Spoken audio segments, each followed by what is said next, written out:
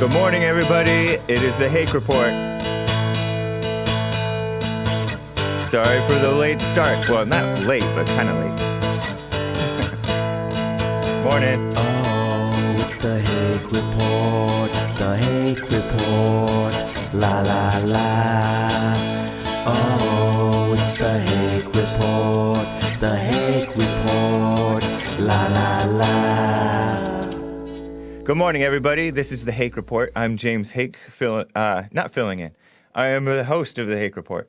And you can call in and talk with me about anything that you'd like to talk about, but I want to talk about, how am I looking?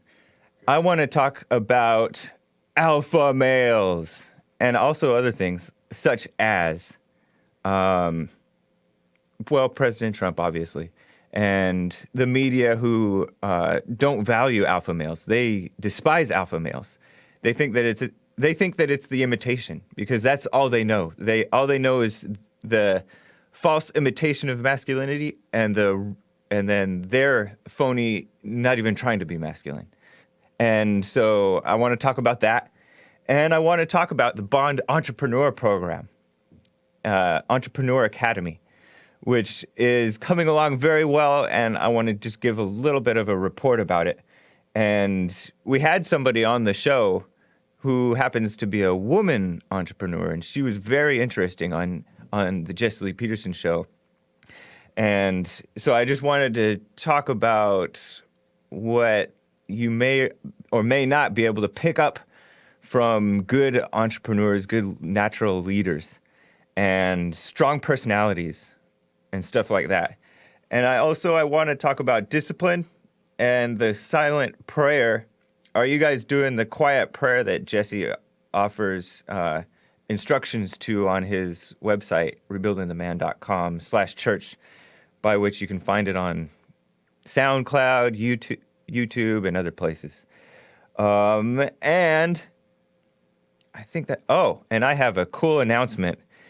If you have refreshed this video, then you may see in the description some very cool links that some of you may be very interested in. For a while, we've been offering some items courtesy of the Fallen State, and we were thinking, wow, wouldn't it be nice to offer some items from the Jesse Lee Peterson show? And from Bond, Rebuilding the Man, and very soon maybe from the Hake Report. Those things are, I'll tell you in a minute, but you can call in 888-775-3773, 888-77-JESSE. Not that I'm Jesse, but Jesse's the executive producer, and he allows me to use this platform, this studio, and I appreciate it. So, are you an alpha male or a beta male? For the men, obviously. And if you're transgender, you cannot be either one. Or you can be a beta only. This was a very interesting question that came up because, Joel, do pull up that Hollywood Reporter picture if you can find it. The Hollywood Reporter had a magazine cover of these four guys sharing the magazine cover. Normally it's one man or one woman gracing the cover of a magazine, right? And usually they're posed like this with their hand in their pocket, like this. And, in this case, each man's hand, or at least for the three guys behind the front guy, is in the pocket of the man in front of him. And it just looks so gay and just bad. And it says, "Triumph of the beta males." And the magazine article, apparently, I didn't read it, says it has one line in it. It's not even really about beta. It's not even really focusing on so-called triumph or of beta males. And they're not winners, although they are in a popular TV show, apparently. I haven't watched it. It's on HBO's. It's called Silicon Valley. And Silicon Valley, if you don't know, represents basically the home of like tech and social media type people. Facebook, I think. I could be wrong, but Facebook, Twitter, Google, those things are the things that I think of when I think of Silicon Valley. See, look at this. This is so disgusting. And it's kind of highlighting the kind of femininity of these guys. And these guys, each of them, I think they could be masculine looking, but they are looking kind of crazy eyes, which is common among nervous folks, and soft. And then there's an Indian guy in the back, and it's just looking really bad. Pretty boy kind of look, but also like not that good looking. Just your typical beta male. Even the guy with the beard just doesn't look well kept, and it just doesn't look masculine. And you know, nowadays beards are so trendy, like, or at least they were a few years ago, where just hipsters would wear beards, and they wouldn't look particularly masculine, and so it just doesn't mean anything anymore. Joel, you're torturing us. That is so gross. I'm looking at the pictures of the guys with their hands in the pockets with the thumb sticking out, just kind of like it would, if they were in their own pockets, it would be a typical like male model type pose, but it just looks gross. And so this brought up a very interesting question. I saw this tweet from somebody who said, Hollywood liberals are no longer even trying to hide their agenda. And I don't know if this guy was making a joke or was kind of mocking conservatives or not, because he's kind of makes jokes all the time. But it made me think of the reaction against President Trump. I've never seen nor thought so much about real masculinity or alpha male type stuff and beta male type stuff. And they use this word too called cuck, which is a reference to basically beta males. It can get worse than that. But I've never seen that so much until like Trump. And I think it has been a long time coming. If you look at what Jesse Lee Peterson has done, he's started a nonprofit back in 1990. That's 28 years ago and counting, dedicated to rebuilding the man. And there are many others out there online who are committed to talking about masculinity and their version of it, because there's only one real version, I guess, of masculinity, in that you have to be like a man of God, because God made man, right? So you have to be a man of God if you're going to be a real masculine person. Otherwise, you're faking it in some way. And Jesse's interviewed some of these guys. One of the guys, Alexander Juan Antonio Cortez, said in his upcoming book that most people are faking confidence in some level. And so is it wrong to fake confidence? I don't know, but it's definitely wrong to display vulnerability more than you really need to, or weakness, or lack of confidence. Because if you think to what some of the advice that you've heard on the Jesse Lee Peterson show, what Jesse said is, even if no matter what you feel, you don't have to display it. You just feel it, be shaking in your boots, as the saying goes, and confront the person. Forgive your mother, apologize for hating, say what you need to say, all of those things. And so that is a form of confidence where you do what you got to do, because that is, I heard somebody say that the root word of confidence is with God, or with faith, because fidelity, confidence, fidelity, Fido, the dog, faithful. All those things mean faithful at root, like, which means like God. You're like faithful to God. So that's very interesting question. Are you an alpha male or a beta male? And I hadn't really considered the question so explicitly until on the Jesse Lee Peterson show when he asked it. Because I think a lot of people want to avoid this question. And there was a person on the show who said, I am in Christ, so I am neither. He said, and he started making jokes about it. He started saying that I am not dodging the question, which he was, but he said, I'm not dodging the question, but in Christ, we're neither alpha nor beta. But then Jesse said, no, if you are a Christian, if you're of God, you are only alpha. And that means kind of like you're self-led, you have confidence, and you are not insecure or worried or fearful, because in love there is no fear, the Bible says.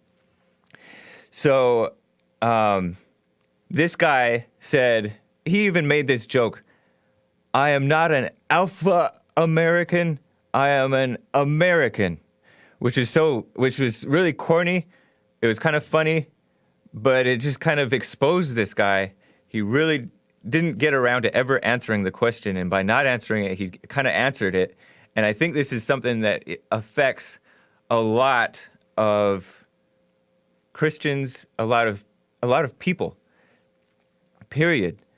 Because the culture has gotten so far away, the culture has mocked masculinity and made it as though it's just a shallow thing that doesn't matter at all. And if you act this way, act masculine, then they think that you're faking it. They think that you're shallow. They don't get it. It's kind of like when guys talk like guys and women just roll their eyes. And women, I want to know if you prefer alpha males or beta males, or if you want to prefer the people who pretend not to, or who don't care about that stuff. I mean, if you look at Trump, you never hear him talking about, well, you may hear him talking about it, but he doesn't talk a lot about being an alpha male. I'm an alpha male. He just is. But I want to know if you prefer an alpha male or a beta male, because this is an important question, because masculinity is really in crisis. Masculinity is not, but men today really are really pathetic. And even like the ones who are the quote unquote good examples, even they have shortcomings. And so we got to turn things around, because if we don't, then we won't turn the country around, because it takes men of action, real men, to make things happen, to become, I mean, you can become successful without being a real man, but successful for good, I don't think you are going to without being really, truly good. Because you have to fight evil in every way, and you can't do that if you're, in my opinion, if you're not an alpha, as they call it. That's kind of what alpha means to me. And so this guy who I referenced kind of is an example of, in Christianity, among just normal human relationships, if you look at how the media reacts to all this stuff, they kind of want to ignore masculinity. They want to ignore the need for it, the need for men. And like I was starting to say, if men act like men, even in kind of silly ways, or gruff, rough, maybe even like borderline what people call vulgar ways, that women like tend to roll their eyes and judge the men, and the men, like lesser men maybe, or more like intellectual, effeminate maybe men, will judge the man for it. They won't be able to deal with that. They'll be like either grossed out or disgusted or looking down on them, or just kind of hoity-toity, prideful, arrogant looking down on the man. And I think that's what's happening with President Trump, for example, where he lashes out, and he lashes out on Twitter and in words, and he says things that people are like, oh, that's mean, or that's they think that he's faking it, but in reality, he's more real than any of them. And it's so interesting because if you are a judgmental person, you're not going to see reality, and reality is so much more important than what other people think of you. And so it's so nice to see a president who's actually a good example. And so I think that he will, like I've said before, he will change the culture for the good, even despite all the crazy opposition, and partly maybe because of the crazy opposition against him and what he's about, which is he's about what's good for the country. He really wants what's good for like all people. He's a man of goodwill, like what they say in the Bible, I guess. Goodwill towards men. That's what Trump has, is goodwill towards men. And he can bash you and then turn around and be really nice and like complimentary towards you. And he fights the people that he's fighting. He doesn't fight the people that he's not fighting.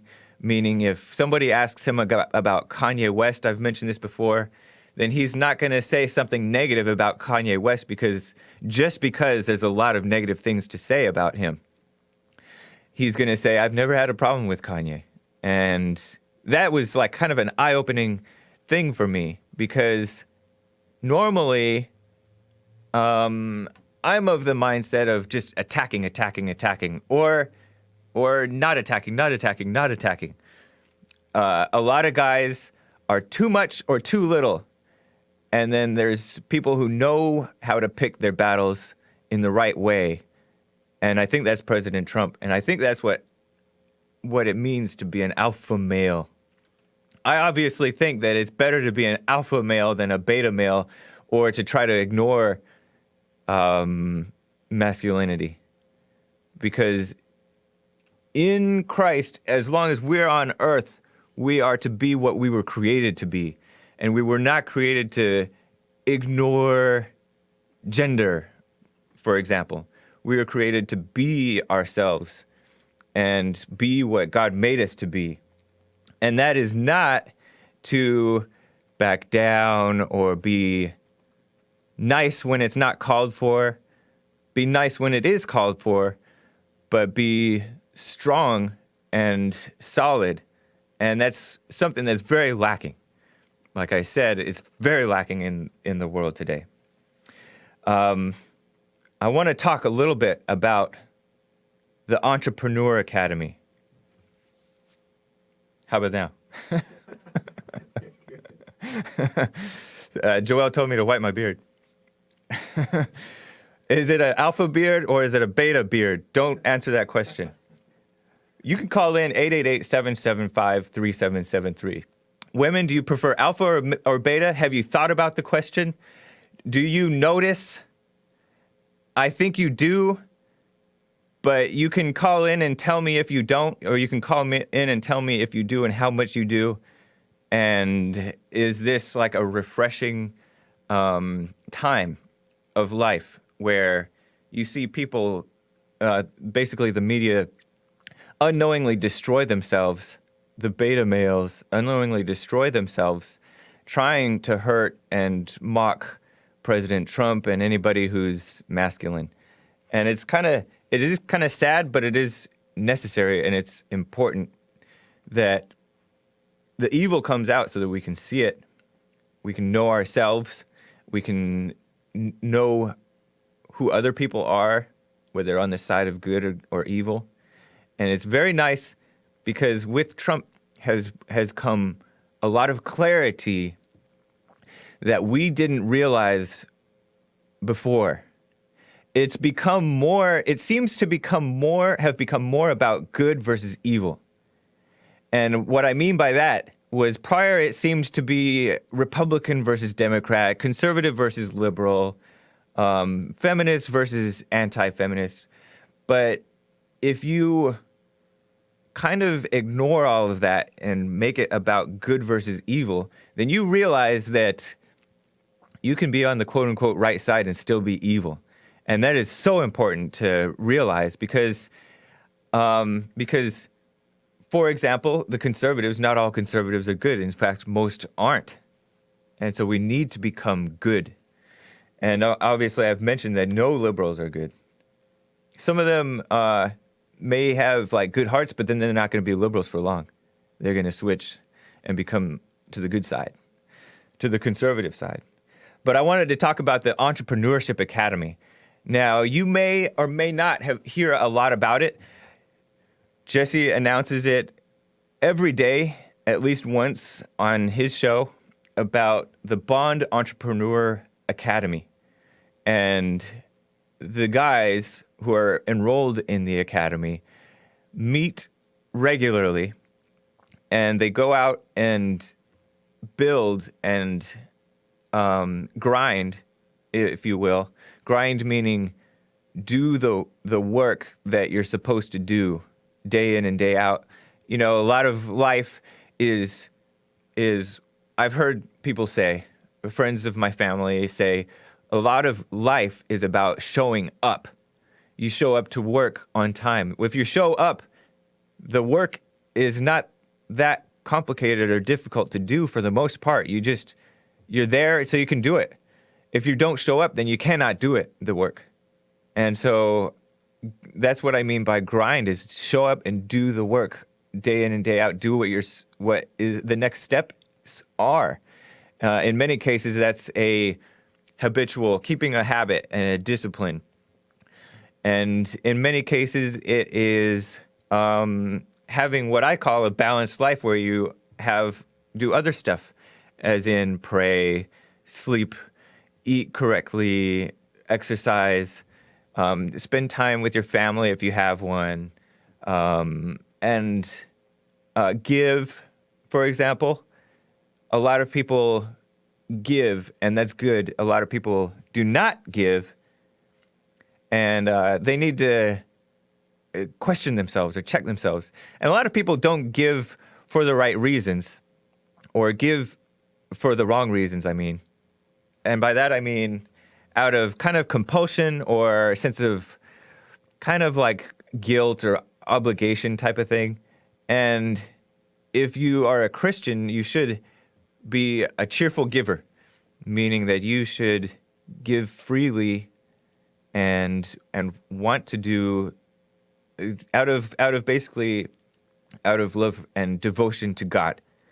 And so the other thing is taking the next steps beyond what the daily grind is, because some people just get stuck in the daily grind, wherein you have to do like, I have to do this, this, this, and this, and that way I'm just keeping up with what I need to put out. But there's other steps that you need to take beyond that. And there are people, many people, if not maybe most, do not take those secondary steps to advance forward in your business and anything else.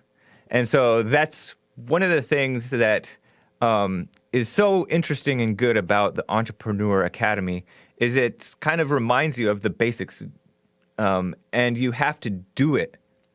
One of the things that Jesse said, and that one of our guests on the radio show, Sue B. Zimmerman, her interview is up online, said, is you have to actually do the work. So anyways, I have a caller. Caller, what's your name and where are you calling from? Russell from Hampton, Virginia. Hey, Russell, how's it going? All right. I just wanted to say I've listened to Jesse for quite some time, and I disagree with a lot of things that he says and his stance on things, but I do have to commend him when you're talking about strengthening the family, and when you're talking about the helping the young men start businesses and things like that. I must commend him on that. That is a great thing. I totally agree with that. I applaud him for that. And, I'm not the type of guy to just, jump on you when I disagree with you.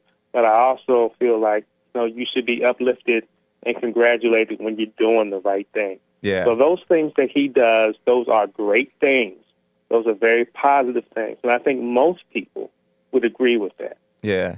Do you do anything like that? Are you an entrepreneur of sorts or a business owner? No, I'm a little bit older. Okay. My time is a little over the edge now, so no. But I don't again, think it's ever too late. You seem to have enough energy that I don't think it's too late to become that. But anyways, go on. I interrupted you. well, no, that's fine. I just wanted to, again, just because I'm very vocal when it comes to the things that he says, and I would it would be wrong of me to just pound on him for all the things I disagree with. Yeah. And there are some very positive things that he does, and I just wanted to put it out there that those are some very positive things that he's doing, Right on. and it's good. Yeah, you're the guy who called in and called him out and called me out in calling him out about like inconsistencies in his message, kind of perceived contradictions in his message. Is that correct? Yeah, I'm that guy. Well, I yeah. appreciate you calling in and saying that. I want to know what causes you to listen to the show. Why do you listen to my show, Jesse's show? Why do you listen or watch his YouTubes and stuff? I'm the type of person to where I like to research things on my own. And when I hear different opinions and different views on things, that inspires me to go out and research that. For example, on The Fallen State, he had Pastor Stephen Anderson. I think that's his name, Yeah. the hate preacher. And I have gone back and I looked on many videos with him. I've researched some of the things that I've heard him say. So I just like to hear a lot of different people's perspectives on things because that invokes thought on my person so that I can go out. I don't just listen and believe just because somebody says something. For example, one time he talked about don't let the left hand know what the right hand is doing. Yeah. That inspired me to go out and research that. So I just like to hear different people's perspectives, and then that allows me to go out and research it and come up to a conclusion of my own. Yeah. That's all. What did that mean to you when he said, "Don't let the left hand know what the right hand is doing"? What did you find? Well, when he first said it, just on the statement alone, I thought that it meant to separate two entities. Like, don't let your personal life, don't let people in your personal life know what's going on in your professional life. Or don't let, your family or your wife and kids know what's going on with your parents. It seemed just by definition, just from what it said, to keep two sides apart. Don't share information. But then I got interested in what he said and why he said it. So then I went to the Bible to look it up to see it in that context. So again, it was just motivation for me to seek out information for myself so I can make my own decisions. That's all. Let me ask you a question related to this show. Are you an alpha male or a beta male? I'm not one to put labels on myself. I'm just me. So I don't know how someone would perceive me to be. I don't know. And I personally don't care. I do things the way I do it. I feel the way I feel, and I conduct myself the way I conduct myself. And, that's it. I don't really put labels on myself. I'm just me. Do you lean towards liberal or conservative? More often, say. You would probably say,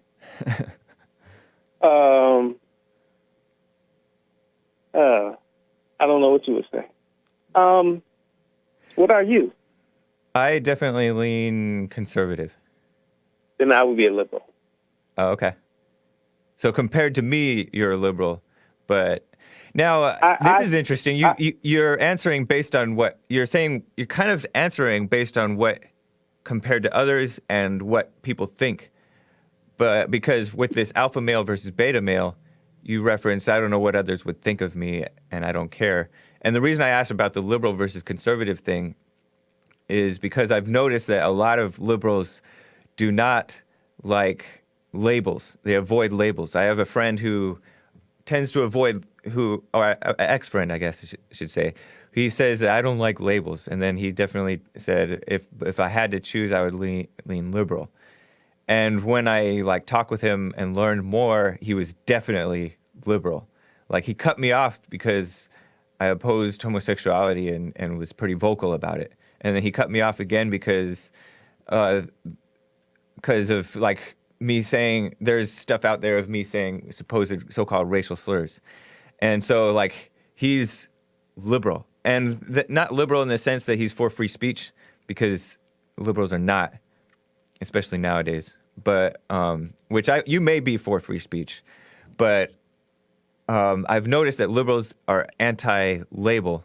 And I was just referencing the fact that a lot of people today like to ignore the question of are you an alpha or a beta. They don't like to answer it.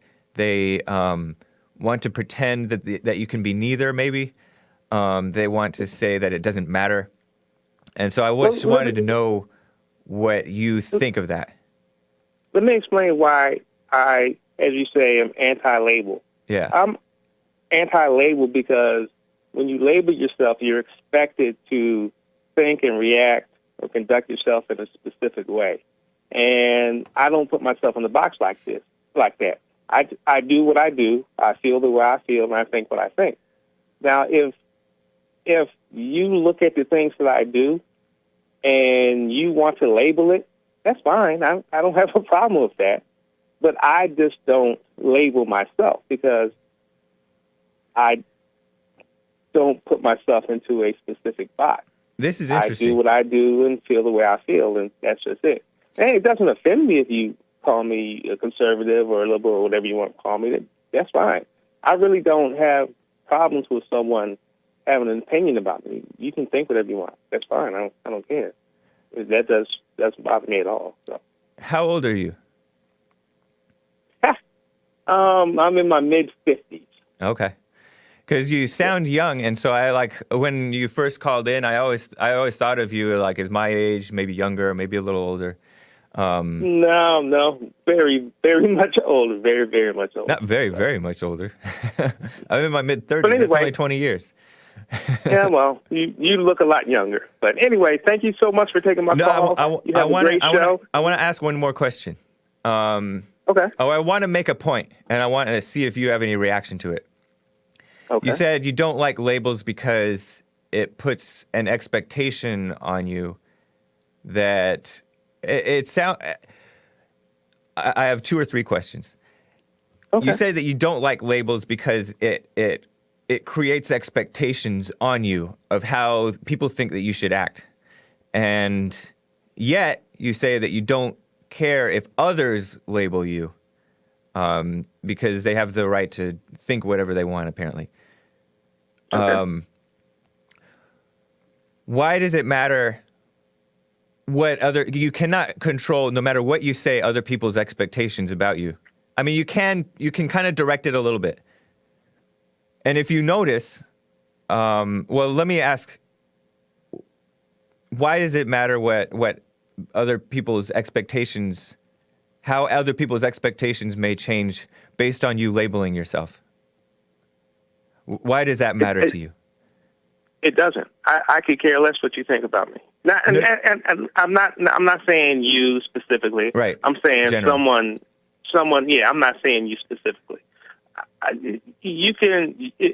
For example, if I found out that someone thought that I was a child molester, I know what I am, and I know that I'm not that. Why would I let that bother me? I'm not. You're wrong. I know you're wrong, and then that's fine. I don't care. But why not label yourself accurately what you know you are? That's what I do when I say that I'm just me. I don't fit. I don't fit neatly into a box. I'm just me, and that's the easiest and the most precise way to label myself. I'm just me. I seem very zoomed in. Am I zoomed in? Okay. All right. I just looked down and I was like, whoa. So Russell, I think that you're missing a tool in life, and one of the tools is being able to label yourself and others. Well, you may label others, I don't know. But it's one of the very important and good things about, say, President Trump. Listen. He points out what he is. He is a very good self-promoter, and you may laugh at this, but this is something that's very important because many people are not particularly observant, and labeling yourself, saying what you are, selling yourself is not so much a form of pride or vanity necessarily. It's a tool wherein, say you're a business owner. I have business owners who watch this show. You have to tell the people who you are so that they recognize your value and come to you and say, for example, you're a business owner, pretend. They will use you for your value. They will not use you, but they will come to you for the value that you offer. And that's why people voted for Trump, because he told what he is about. He said, I'm a Christian. I'm a Presbyterian. Can you believe it? And he held up his Bible and stuff like that. And so many other examples of him saying what he is. That's not a useless thing. That's something that there are going to be people who say, oh, he's just always promoting himself, bragging and insecure. And there are people that are going to recognize that he's actually telling the truth about himself. And so that's something that I wouldn't want you to neglect throughout the rest of your life, because as you said, 55, mid-50s, that's not too old to be starting a business or to be an entrepreneur or to be, putting out things of value that people will benefit from. You could be a great benefit to the world. Right. And you know what? By labeling yourself. I give you that. And I'm not going to say anything to dispute that or to to knock that. But I can tell you from experience. Again, I'm in my mid-50s, where I was on the job, and I didn't have to say I can do this, I can do that. I'm this type of person, I'm that type of person. My actions showed what I was. From my actions alone, people knew what type of person I was, what type of worker I was, how trustworthy I was, how I would help people if they needed help. So I didn't have to label myself. My actions showed who and what I was, and it was noticed. So I don't have to label myself. Some people do. That's fine. I'm not knocking those that do. But you don't have to do that in all, instances. Sometimes you can let your actions show who and what you are. So that's just the way I decide to live my life. So there are times that's just my way.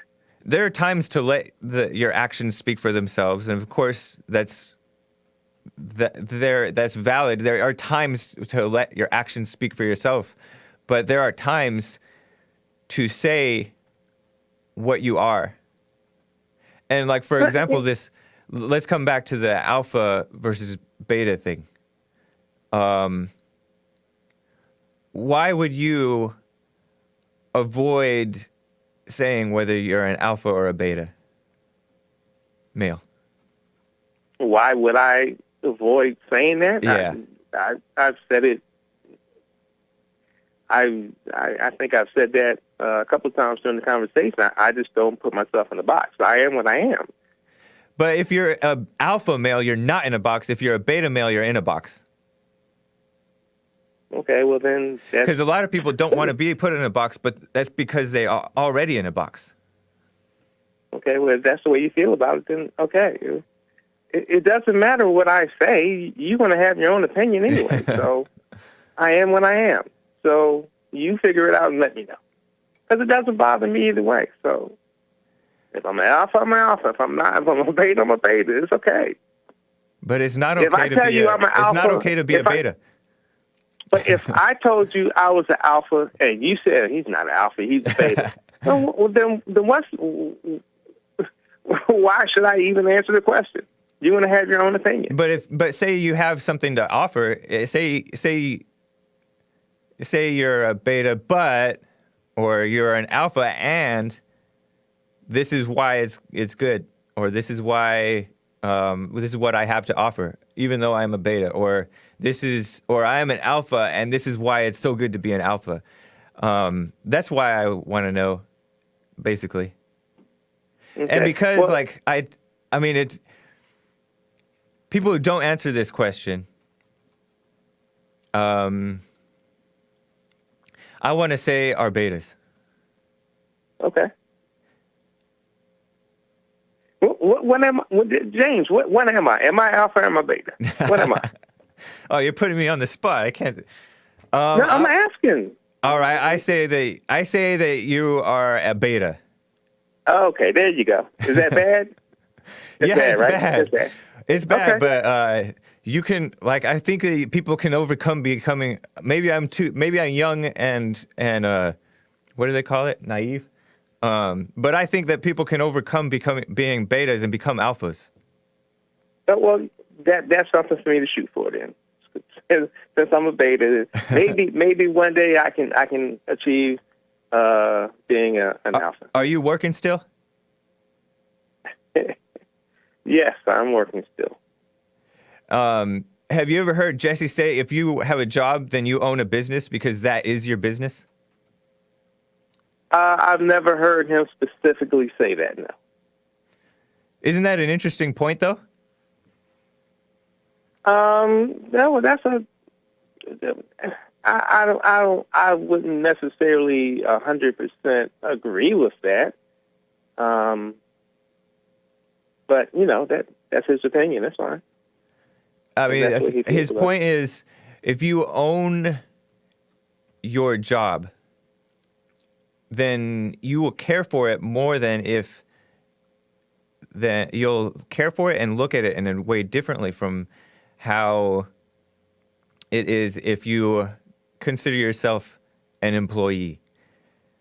Meaning, kind of what you were talking about, where you're saying, "Oh, my work speaks for itself," but it's more than that, because you will find ways to develop the value of your job beyond even the specifications of what you signed up to do every day.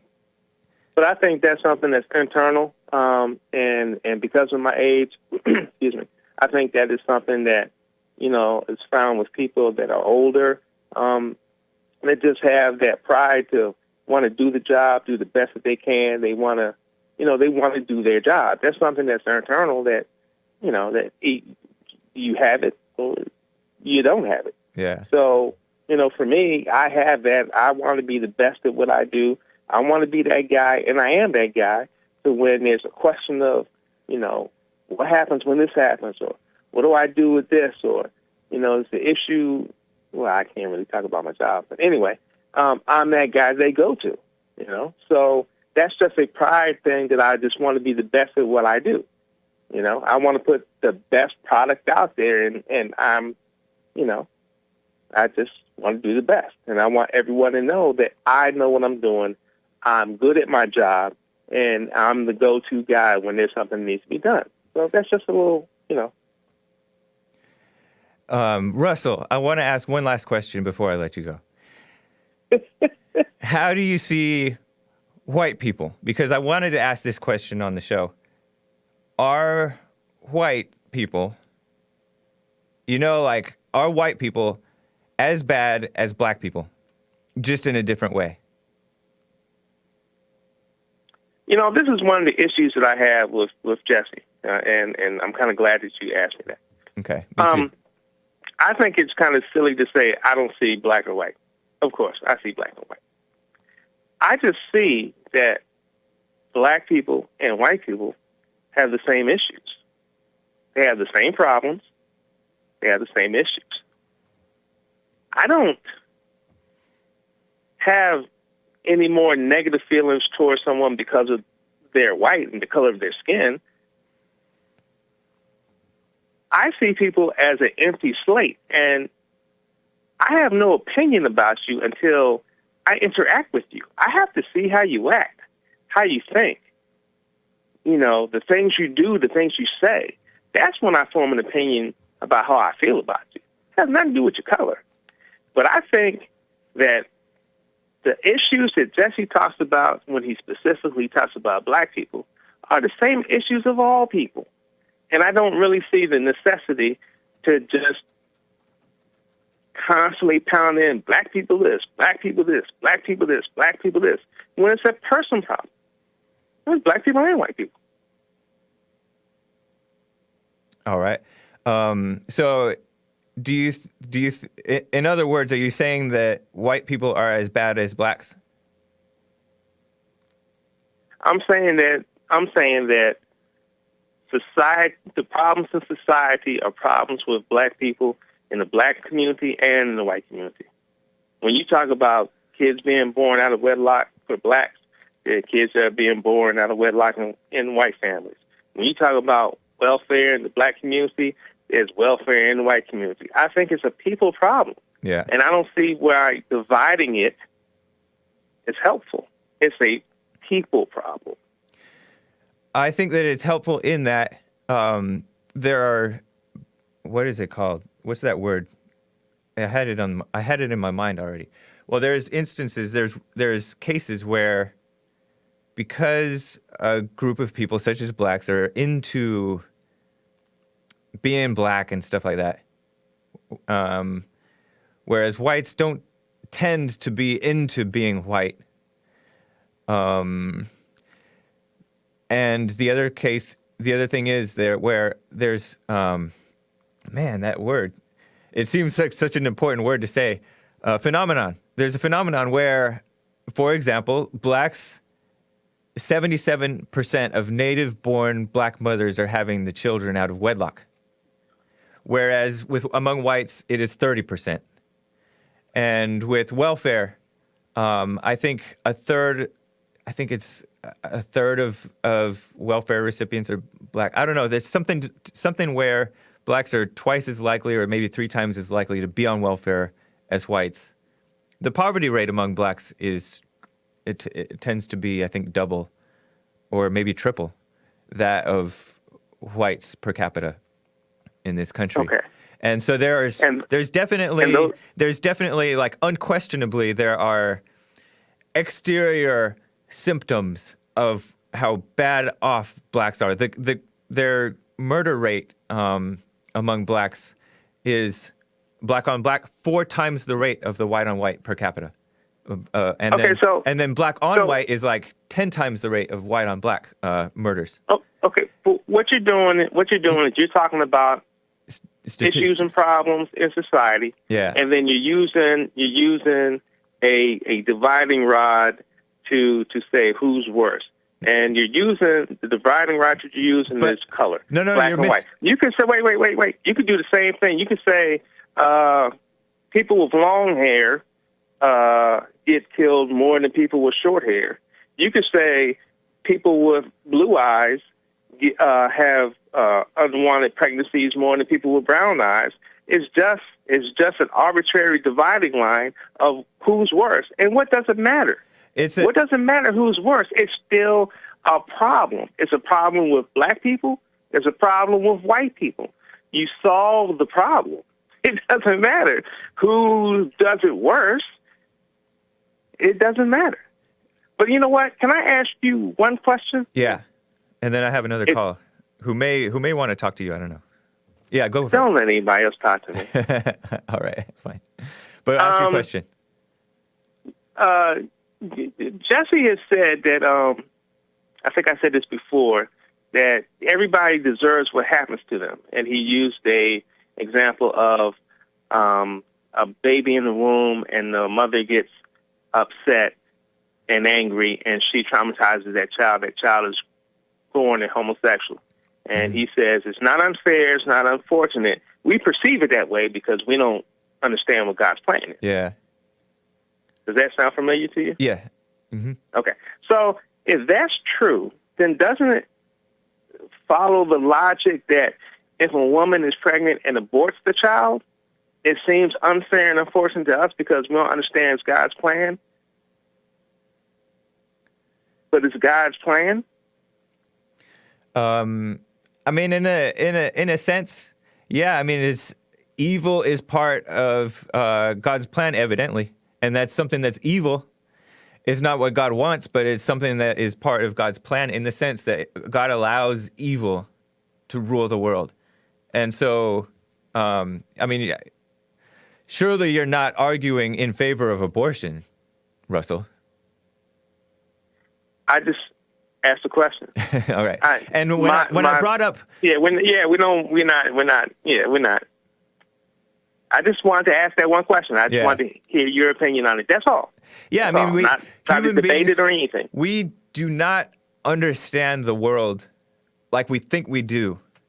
And there's stuff that is like unquestionably evil, but it's in terms of deserve. I mean, the point of him saying you deserve what you get in life is more about looking at yourself and understand and not resenting what you're going through, not questioning why am I having to go through this, but accepting what you get in life, and that makes your life better.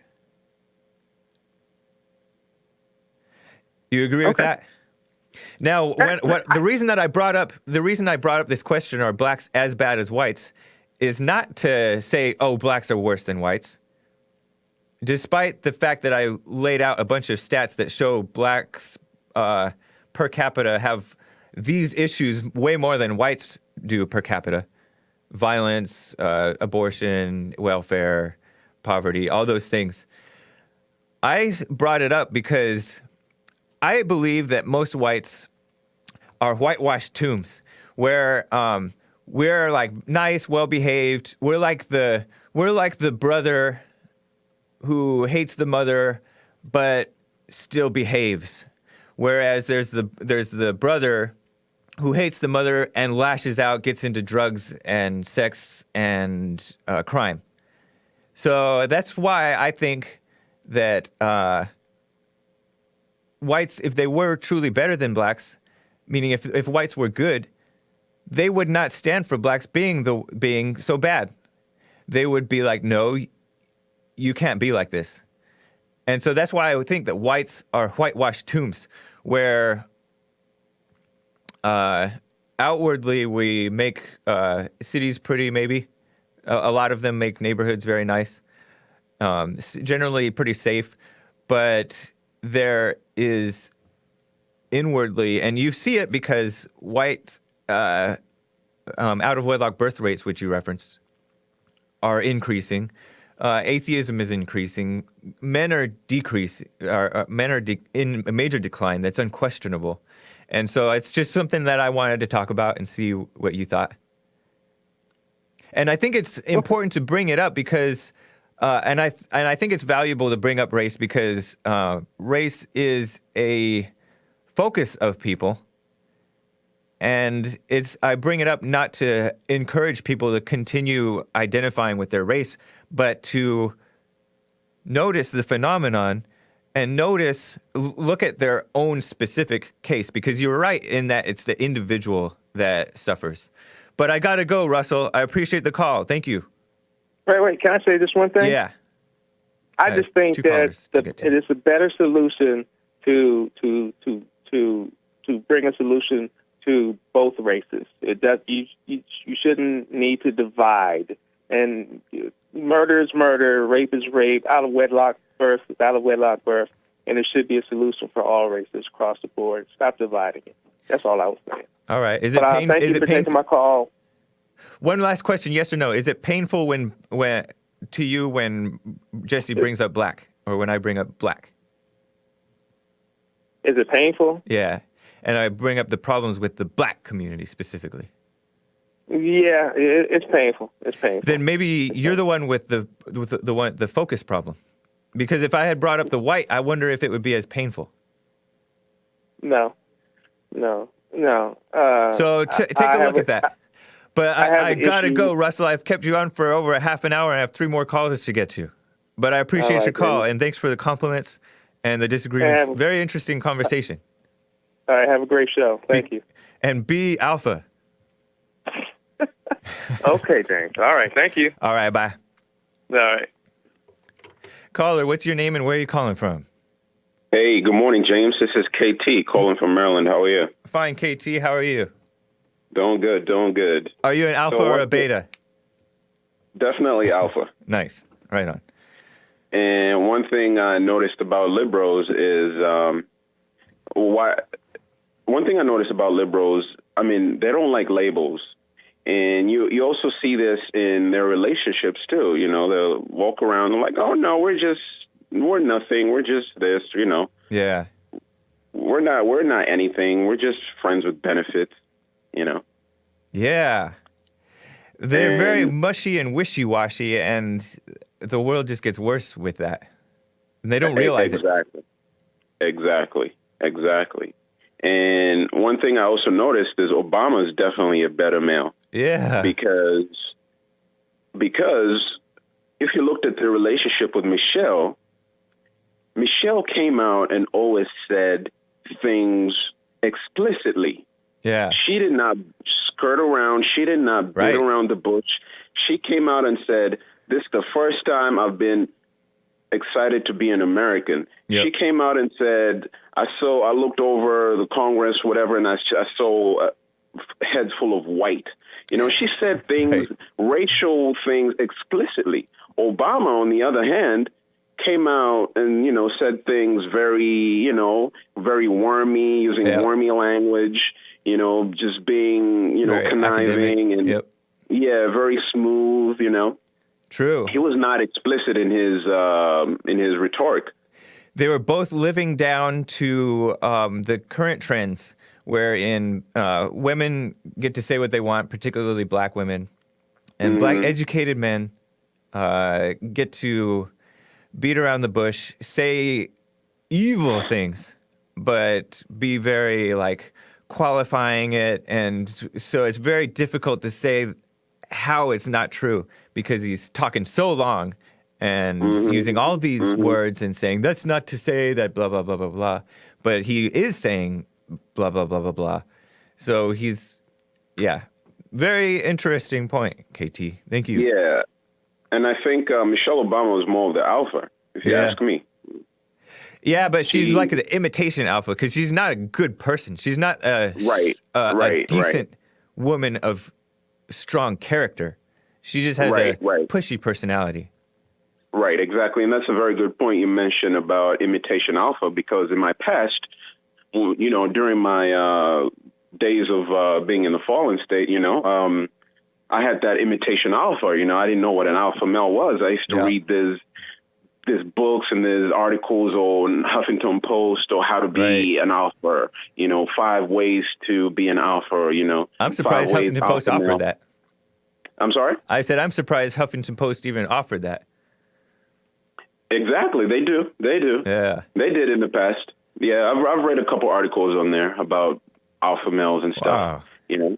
So I just had this wrong idea of what an alpha male was, you know. I was just walking around huffing, puffing, and, you know, walking around in anger and just thinking I'm the man, and I really wasn't. Yeah. You know. Yeah.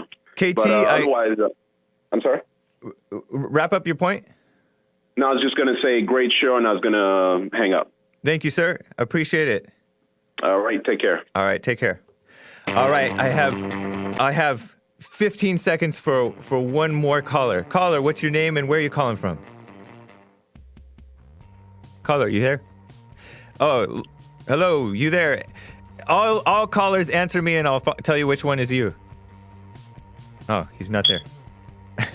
Caller, what's your name and where are you calling from? Bob, go-to guy, Hey, Los Bob, Angeles, go-to guy. James. Listen, Real quick. if you ever want to get blacks to wake up, do not compare them to whites. They're too hypnotized to that kind of thing. Interesting. Oh, they have all kinds of excuses. Just But it's compare painful. them to how. Pardon me. Okay, go for it. Go ahead. Just compare them to how blacks used to be in the 50s. So if you're going to compare apples to apples, blacks used to be more married. They used to stay married. There wasn't all this children out of wedlock. Yep. Just compare black to black, and you may get somewhere. All right, black appreciate and it, white Baba are Go-To just guy. All right, thank you. Bye. Gotta go. Last caller. I'm sorry I didn't get to you. What was your name?